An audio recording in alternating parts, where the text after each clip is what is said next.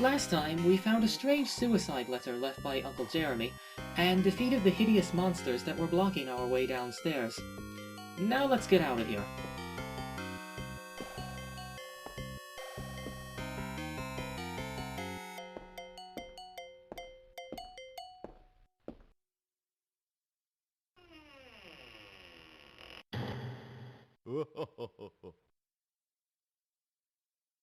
I... uh... I think that suit of armor just laughed at us. Also, the library door slammed shut and locked itself. Never mind that. They don't stand between Emily and the exit.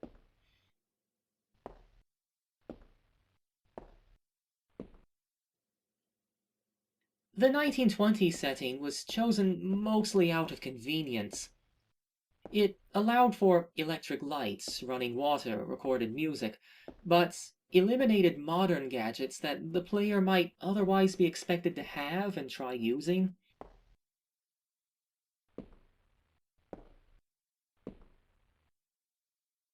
No. We came here to unravel the mystery of Uncle Jeremy's death. We've made some progress, but are nowhere near that goal. Maybe there's something in the conservatory. He painted there often. Good natural light, you know.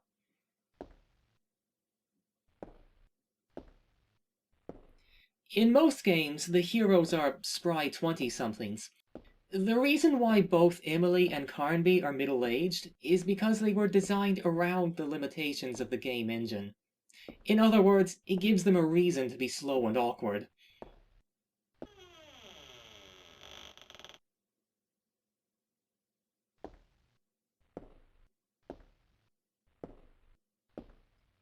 That's the door to the ballroom. No need to go in there now, but it is unlocked. Just want to throw that out there. Don't see anything that might have been left by Jeremy. But who here remembers their mythology? This statue, and something we read earlier, reminds me of the story of Octaeon.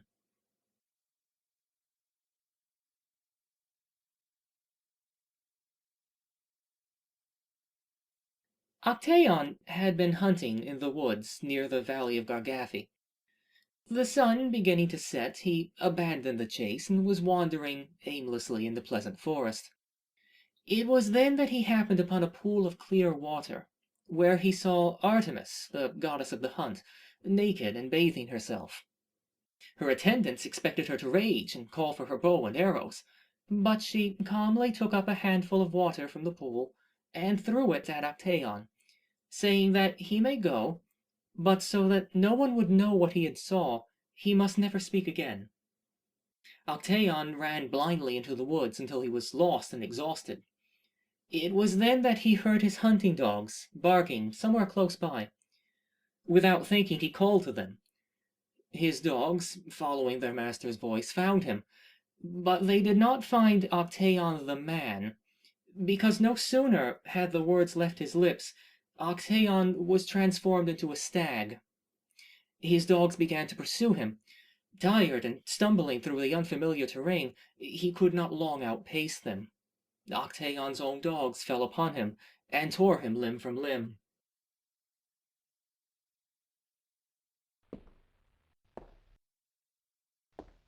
What was that unusual expression the book we found in the loft used again?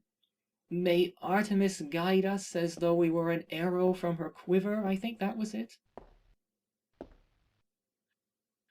Let's take a peek in that quiver.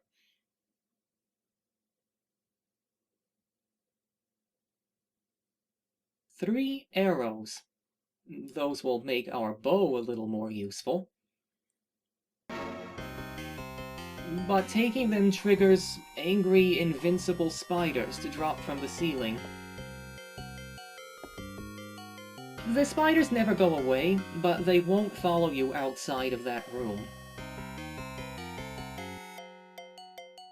Emily was hoping to learn something about Uncle Jeremy in the conservatory, but we didn't find anything like that. Maybe... Maybe she'll have more luck in his bedroom upstairs.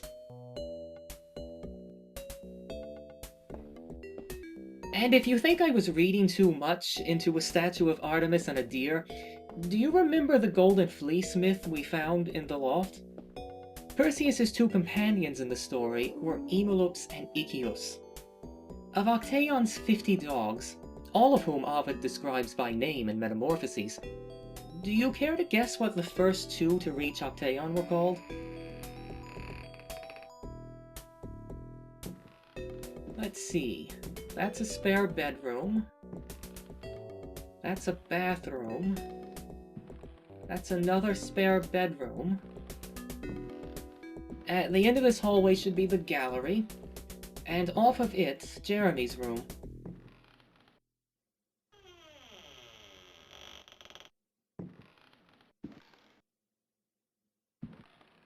Wait.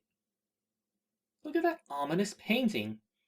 It's a hatchet-wielding frontiersman. Upstairs, in the third-floor study, there was a painting that I thought looked vaguely Western, frontierish. The person in that painting was wearing a cover. I've got a similar cover with me. Perhaps we should use it to cover Mr. Hatchet. Yeah. Now, the puzzle at the other end of the gallery. The clue for Mr. Hatchet was incredibly vague, and I'm half certain I just made it up. But would you believe me if I said the clue for this puzzle is in an entirely different game? What if I said that game wouldn't be released until a full year after Alone in the Dark? The guy in the painting at the end of the gallery is a Micmac Indian named Narakamus. And this bow, with the peculiar feather decoration, is Natawanga's bow. In Shadow of the Comet, released in 1993, Natawanga gave this bow to someone specifically to kill Narakamus with. We need to shoot the painting with an arrow. We've got 3 arrows, or in other words, 3 chances to score a hit.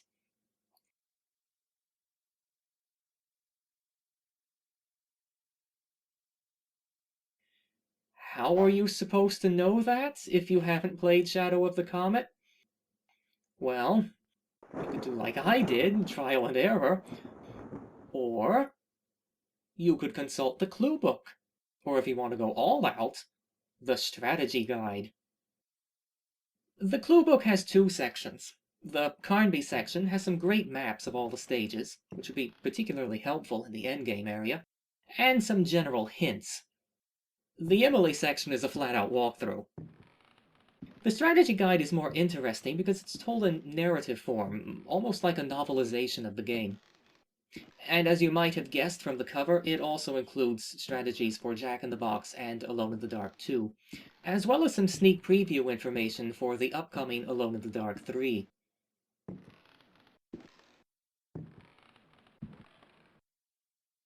There's our friend Narakamus. Strange that Jeremy would paint him. This is the door to Uncle Jeremy's bedroom.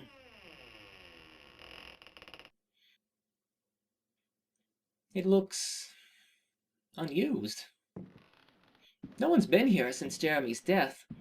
I would have expected the bed to be unmade and things strewn around.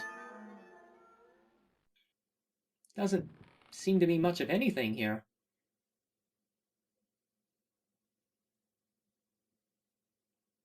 Well, there is a book on the table. Odd-looking thing.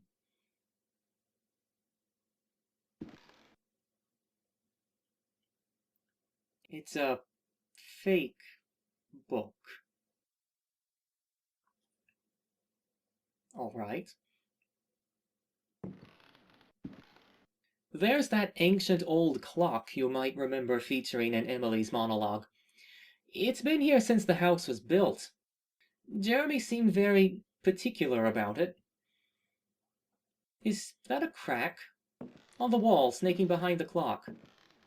This is the puzzle that stymies most first-time players if they don't pick Emily. There's no clue in Carnby's story to suggest there's anything unusual about the clock. The clock was hiding a niche in the wall. What's in it? That looks like the key to Uncle Jeremy's private study. And there was a parchment.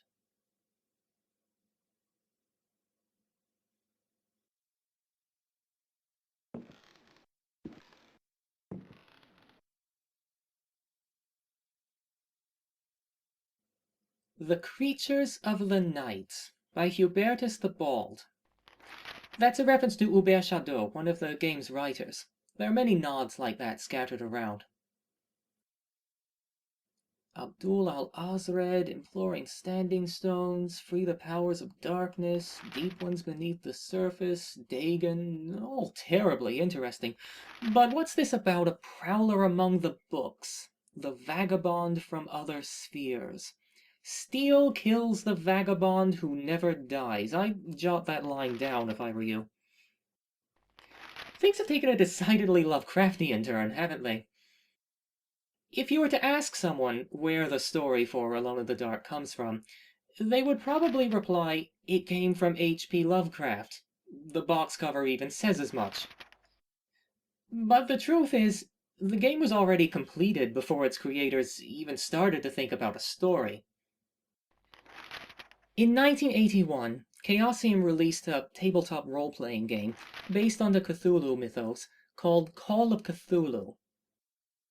In 1992, Infogrames acquired the rights to adapt Call of Cthulhu into a computer game. That game would be Shadow of the Comet. Hubert Chadot was the writer. I think that was a pretty strong hint to go check out the library. Back to what I was saying. Gameplay-wise, Alone in the Dark had been finished since December 1991, but it still needed a story. Chardot suggested Call of Cthulhu. Infogrames already had the rights to it, didn't they? And he began writing a Lovecraft-based plot to fit around the game's already existing puzzles. Well, it seems the library is in the dark. Emily has a lamp with some oil, but... yes, the lamp is off, meaning it isn't lit. What we need are some matches. There's a fireplace in the sitting room. There could be some matches there. Infogrames loved the tie-in idea, and marketed it aggressively. Alone in the Dark suddenly became the first of a 5-game Call of Cthulhu series. The project was even renamed Call of Cthulhu Doom of Derceto. Months pass, the story is largely written, the game is even closer to completion, and Chaosium finally gets a peek at it. This was not the agreement, they said. It was their impression that Infogrames was going to make an RPG following their tabletop game. Alone in the Dark is not an RPG, and even with the Lovecraft set dressing, it bears strikingly little resemblance to Call of Cthulhu. I don't trust that night. Chaosium demanded that all of their original characters and any implied connection to Call of Cthulhu be removed from the game. Well, there are some matches on the mantle. There's also a ghost sitting in the chair. In the end, Alone in the Dark is more Lovecraft-flavored than Lovecraft-based. The Al-Azred references serve only as ready-made illustrations of the idea that delving too deeply into the occult, as Jeremy did, may lead to madness. Poker. You know, surprising as it may sound, I don't think we need it. Here's what we came for, a box of matches. In that regard, one might compare Jeremy to the narrator in Poe's The Raven, whose quaint and curious volumes might as well have been the writings of the mad Arab.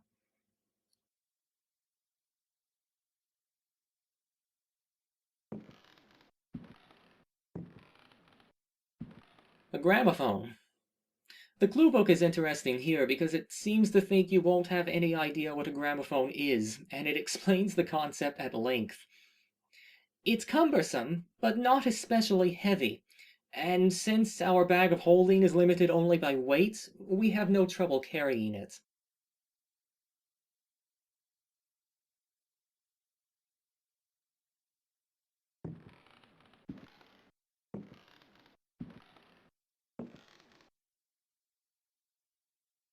More rifle cartridges. 8 to be exact. Those are always welcome. Unlike other consumables that leave an empty container after you use them, the cartridge box simply vanishes, so Emily has nothing to drop. A simple wireframe describes the floor, and objects like stairs and doors are bounded by cubes. This is invisible to the player, of course, but the illustrators use these lines as references when drawing the rooms to ensure perfect correspondence between where the player is able to go and what is seen on screen. This is the opposite of later games in the series, where the backgrounds were drawn first and the wireframes fitted to them. The backgrounds are actually divided into a few layers, so the characters are able to be seen over certain sections and are obscured by others. Alone in the Dark shares this in common with the 2D adventure games that preceded it. There are some sections in the game where objects can be seen to clip through the background layers, and the bubble vortex that floats up after killing an enemy can reveal the upper boundaries of layers that are normally not accessible. Let's use our matches to light the oil lamp and check out the library. We can't search while holding the lamp, so we'll have to drop it on the floor. It'll stay lit. That must be the vagabond. There's a secret passage somewhere. A mechanism? Maybe that fake book from Jeremy's room. Yes, it opened the door.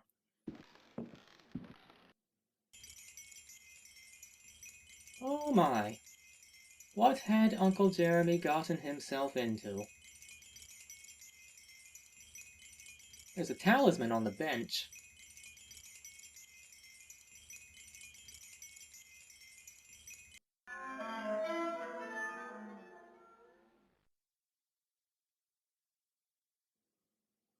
It's over on these shelves.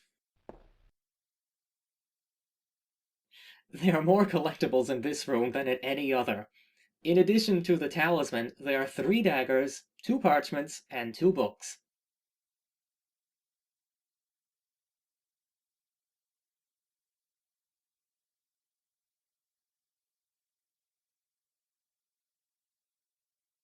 Let's get to reading.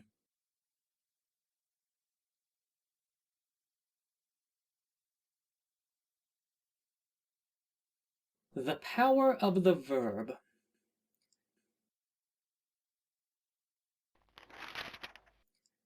Speaking certain texts aloud can awaken powerful malignant forces.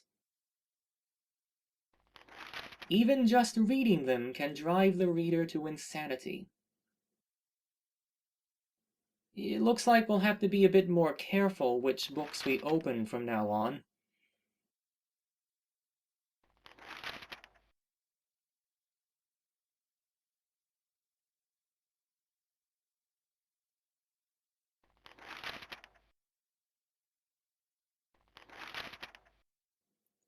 De Vermis Mysteriis. That sounds like an interesting, if dangerous, title. But what are the chances that funny-looking yellow book we just picked up could be anything so rare as that?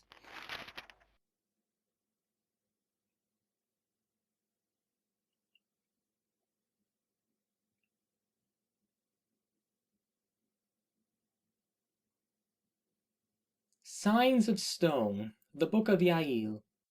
Yael Barros was the chief background painter. Frédéric Reynal was, and is, I believe, her husband. Collated by Monsignor Vacher. Philippe Vacher composed the music in this game.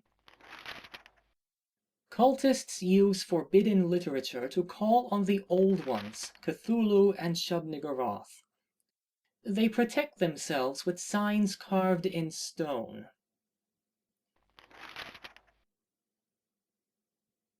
We've seen a sign like that. Quite recently, too.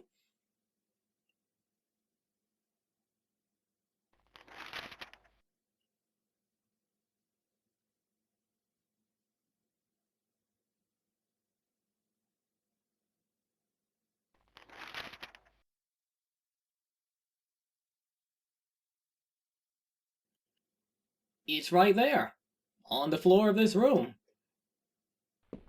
Maybe if we stand on it, we can safely read those dangerous texts the power of the verb warned us about. Well, what are the odds? De verbis mysteriis. This book is in Latin, so I'll read it in full. On the Mysteries of the Worm, by Ludwig Prinn. On behalf of the invoker, if thou hast not been sanctified, beware. Concerning the mysteries of the worm, with a firm voice readest thou aloud, and while facing it, to thee great not to be named, the sign of the black star and... You're right, Emily, we should stop there. That translation is more what I imagine it means to say than what it actually says. All of the Latin is rough, but at times it verges on gibberish. One more parchment. The Sacrificial Dagger.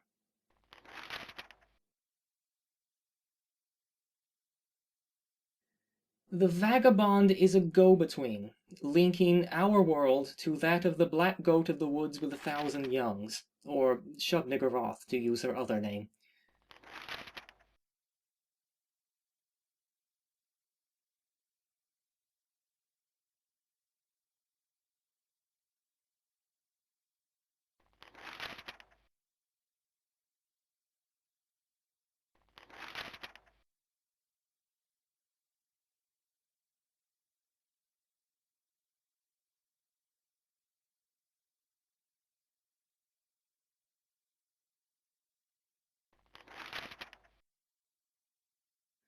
In the rite of steel, the priest must be careful not to use the dagger with the sinusoidal blade, because it would send the vagabond back to its own dimension.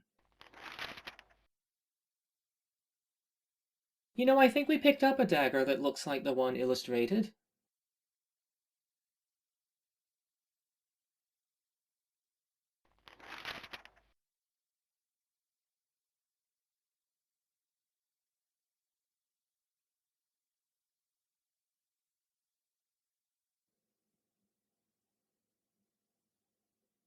Not that one. Not that one. Here it is.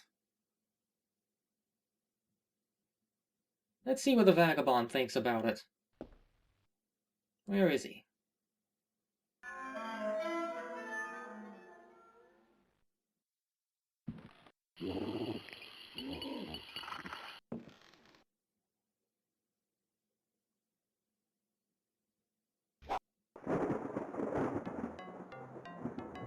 That takes care of that. But before we leave, I'm sure the library has more to tell us.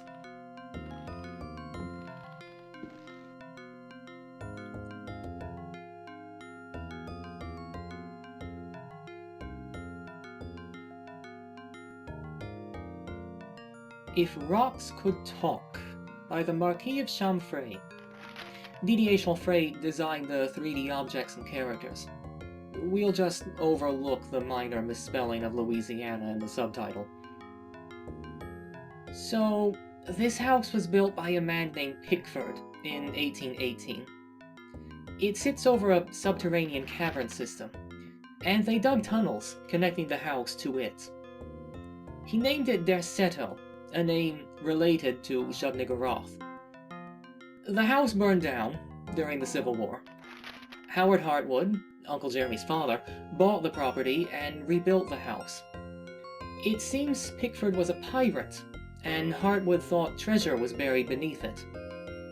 Hartwood died sometime after that. That must have been when Uncle Jeremy inherited the place. Strange, it's a plan of the first floor, but the door to the wine cellar has been omitted. Derceto was the Greek name for the Syrian deity Atargatis. The Greeks considered her to be one of the forms of their own goddess Aphrodite. The game connects the house's name to Astarte, an ancient deity known throughout the civilizations of the Mediterranean. I can find no link between Derceto and Astarte, except that the Greeks also considered Astarte to be another of Aphrodite's forms. I don't need to say that neither has any connection in reality to Shub-Niggurath, the black goat of the woods with 1,000 youngs, wife of the great not-to-be-named. But in Lovecraft's short story The Mound, Shub-Niggurath is likened to Astarte, so Pickford's connection, though tenuous, makes some degree of sense. This library, incidentally, was not Hartwood's but Pickford's. It was miraculously spared from the fire that consumed the rest of the house. Hartwood pored over its contents, searching for clues to find Pickford's lost treasure, but an untimely death ended his search.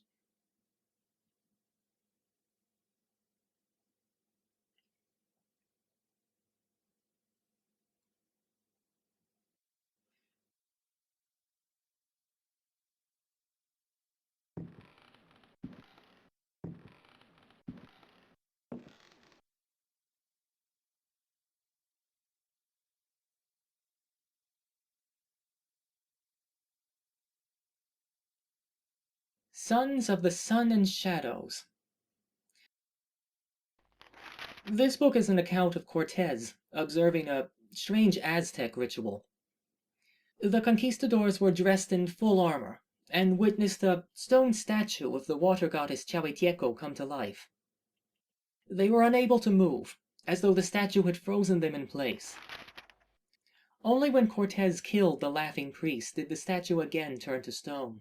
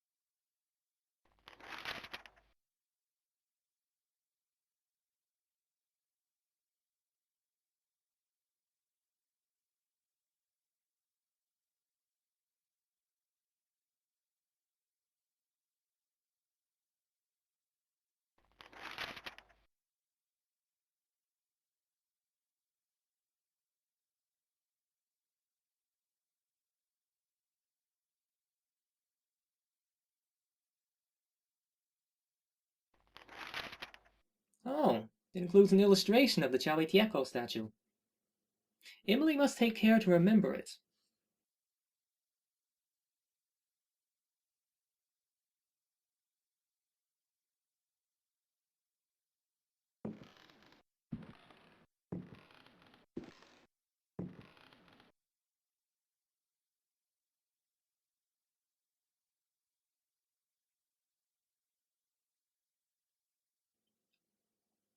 Terra Incognita. Mysterious and cruel beings are frozen in the Arctic ice, who would wreak havoc if released from their frozen cells. They may be invoked by pronouncing certain words. This is talking about a game called Prisoner of Ice, a continuation of the Call of Cthulhu semi-series. It was released in 1995. Here it's just window dressing. It has no bearing on the plot of this game. How could it? Prisoner of Ice takes place more than a decade after Alone in the Dark.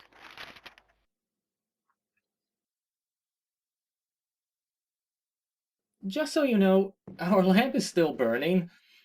If you were smart, you'd quickly grab everything in the library and go read it somewhere else, conserving your oil supply, which will become precious later in the game. But Emily doesn't know what's to come. She is, however, skipping all the bookcases that aren't of interest. That's just by instinct.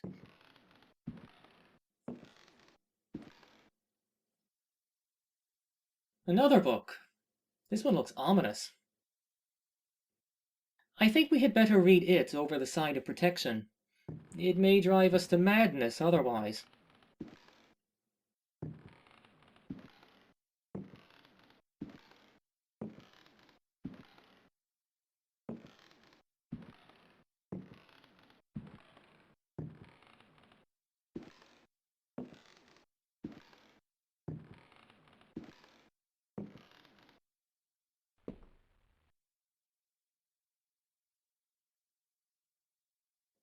Fragments of the Book of Abdul. In the antique city of Dead Relay, Cthulhu dreams and waits, blah blah blah, you know the rest. But what is this about? May he who may not be named cast his withering gaze upon the unbeliever, for he is the door. I'm not sure what that's talking about, but the parchment in Uncle Jeremy's room called the one who would kill the vagabond the unbeliever. That's us. The text goes on. The Guardian holds you now in his immense power. I don't care for where this is going. I don't think Uncle Jeremy did either.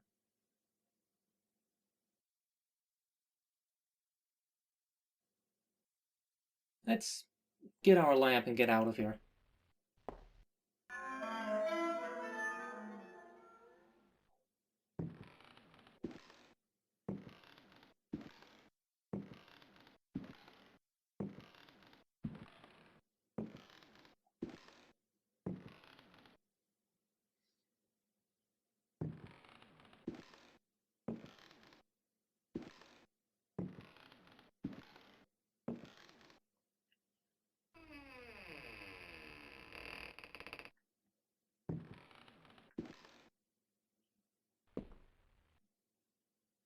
Back in the second floor lobby.